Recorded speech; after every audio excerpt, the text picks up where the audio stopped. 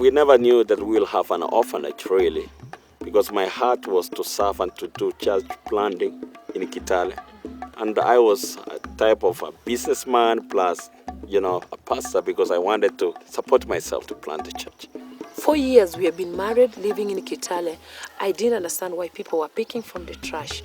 Only when I went to Kipsongo slum, what I saw there really shook my heart. And I said, how can my kids eat and we have a better place to sleep? And there's someone dying here without food. So after fasting and praying, one day I told my husband, this is what God is leading us to do.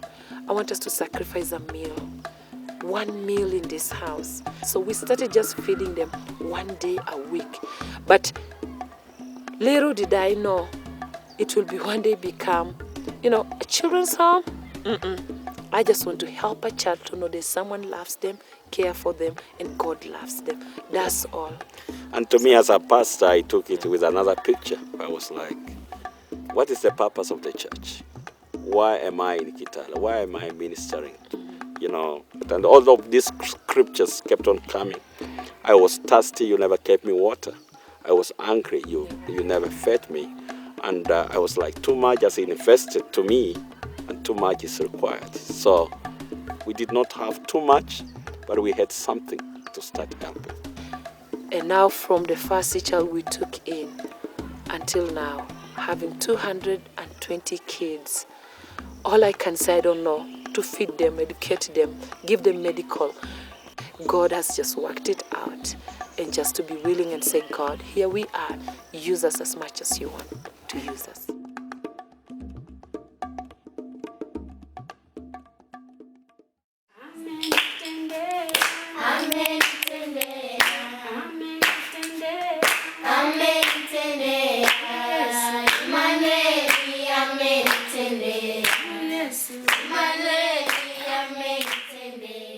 When the child comes to Seeds Children Home, they are provided with shelter, education, food, medical, and basic needs.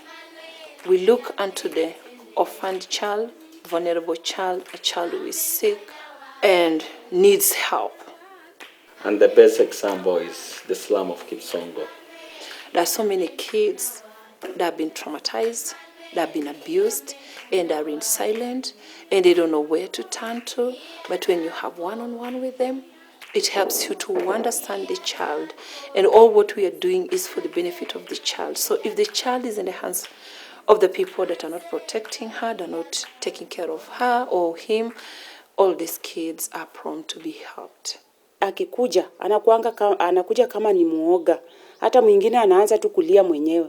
Ukimuuliza anaanza tu kulia, ukimuuliza unalia nini? Anasema yeye anatamani kurudi kwao. Tunaendeleza kumbembeleza pole mpaka vile atazoea. Akizoea anakuwa mtoto mzuri, anafanana na wengine. Hata ukimuuliza unataka kurudi kwenu, hawezi kubali kwa sababu hapa kuna utofauti na kwao. Saa zingine alikuwa analala njaa, hapa anakula. We also consider the spiritual nourishment of the child, because we are not just there to live this child so he may prosper in finance. We want to shape his character so that at the end of the day, the child is good in character and is well up in life. How are you? We are fine, thank you, madam. How do you do? How do you do, madam? Sit down. Thank you, madam. Welcome today. Very good.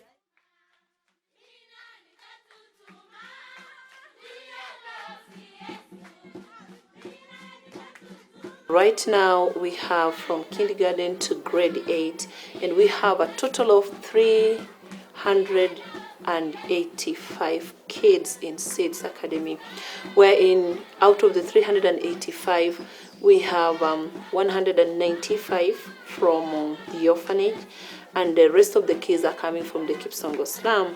And this year is our first year for grade 8 to do their national exam.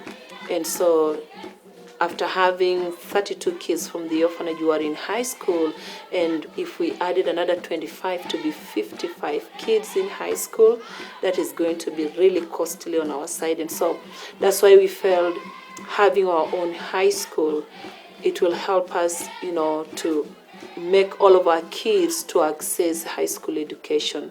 As you look around, we have 4 classes being constructed, and our vision is it will be a starting point where we will use one class as an office, the other class will be a laboratory, the other class will be a library, and the other one will be the real class where we will start off.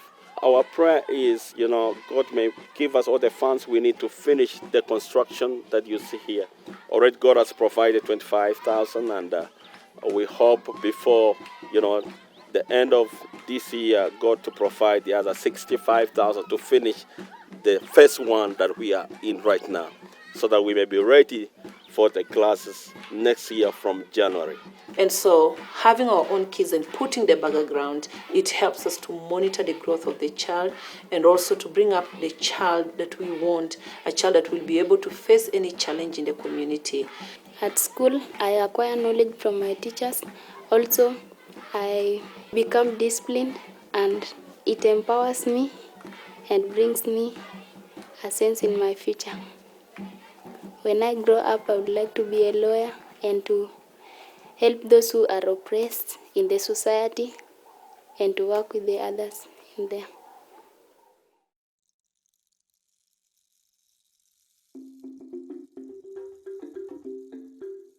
Bread of Life Center is a feeding program that started in 2002, and it started right in the Kipsongo slum. But after feeding the kids, we came to learn that some kids, when we started Seeds Academy, that we can absorb them at Seeds Academy. But these kids want to go to school. And so we continue to feed them and educate them. And so far as we are talking, we have from the Bread of Life 46 that are coming to be fed, and they are going to various schools, but we have 16 in high school. We thank God for the partners that God has brought on our side, and also for the projects we are doing. God has helped us now. We have the Fisherborn greenhouses, we have the workshop, the wood shop, and we are looking forward to put metal type of workshop. And those kids that are not good at school, why don't we see what they can do and encourage them and raise them, so that our aim is when the child leaves the institution, they're self-sustaining. They will be able to do something with their own hands. They will be able to do something that can bring money, that can help them to survive outside there. And also another project that we are doing is we are raising our own food, and from what we are planting in the 70 acres, we take what is able to take us for the whole year, and then the remaining we sell it. It goes back to hire the land and be able to plant, and then the remaining amount that we will save is what is helping us to cover other activities for the school fees of the kids that are in high school, both in the orphanage and those that are out.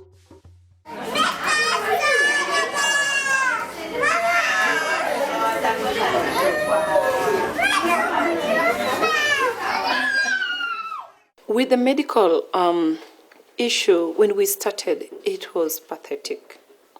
One, the children had jiggers. And that was our biggest deal. Because one, we didn't know what to do. And a child cannot even eat with her hands because she has been eaten with jiggers until she doesn't have even the fingernails.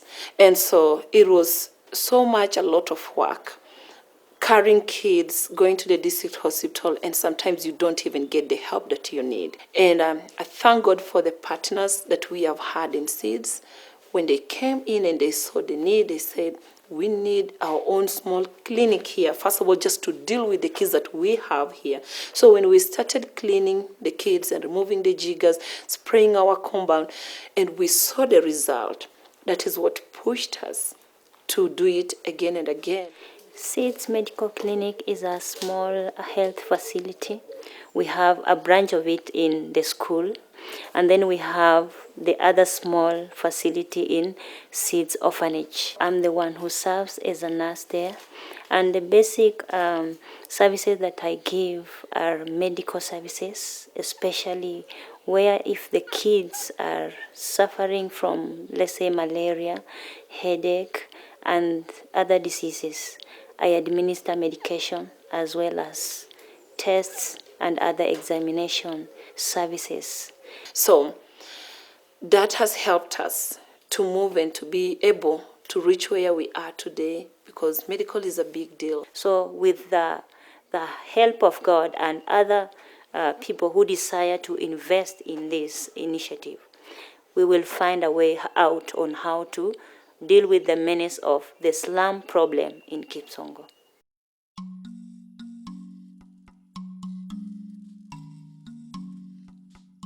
When the Bible says that the true religion is taking care of the orphans and the widows.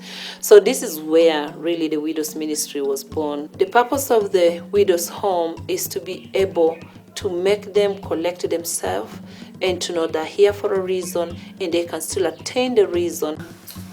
Maisha yangu ilikuwa ngumu. Hata wakati nilikuwa nakaa, nilikuwa ni mtu wa kufanya kibarua tu. Hata nikaingia hata tauni vitu ya kurogota nikikula. Hata mimi nilikuwa nimekufa, yani wacha niseme mimi sikujua hata mtoto wangu wote atasoma. Na wakati mlinipokea ki watoto wa Mungu, sikujua hata mimi nitakuwa mtu hivi, hata nitakuwa navaa nguo kwa watu hivi. Margaret is one of those widows that we have had her, and where she has reached right now, Margaret can do knitting, Margaret can raise chicken, Margaret can do a small business. So soon and very soon, Margaret will be out of the widow's home and she will tell us where she wants to set her business up, and she will be able to provide for her son whom we have educated and he's finishing high school. Imebadilika, yani maisha yangu imebadilika sana. Nimekuwa kama binadamu. Yani kwa shida mwenye nimepitia, sitaki mwenzangu aone shida vile mimi nilipitia. Nataka tena pia waendelee tu wasaidiwe. In the beginning of my ministry, I was able to realize the gospel has not reached many places. And one of the places was Mount Elgon that really touched my heart. We had only 2 people that could come from Mount Elgon to come to my church in Kitale town. I wanted to know where they came from, and I wanted to know how I can help them. They were willing to serve God, but they didn't know how. So it touched my heart to go and start doing discipleship type of ministry in those areas. I started with 2 people, discipling them. We were meeting under the trees, under the small sheds, and it kept on increasing and increasing. Fred is a man whom I started disciple among the first people, and now he graduated and is now a teacher and is discipling in Mount Elgon plus Pastor Elijah. Okay, in the school I do train people on discipleship. Then also I'm teaching people in diploma, where I'm teaching spiritual life, evangelism, discipleship, and also Bible survey. Surely I've seen the Lord in my life. First of all, I'm not the same way I met Pastor Richard before I was saved. I'm not living the way I was living. And the Lord has molded me. I have a new character. And what God has, I've seen God doing in the ministry. God has been changing lives of people. And many people have also accepted Jesus as their personal savior. We have over 68 small group classes in different homes, and the village is changing, people are changing, and now the neighbors, they love one another. To all of our partners and sponsors, we are here to say thank you for great support. Thank you to partner with us. Thank you for the support. You realize this work we cannot do alone. It's a teamwork, and you have been of great help, and we are so grateful. Bless you.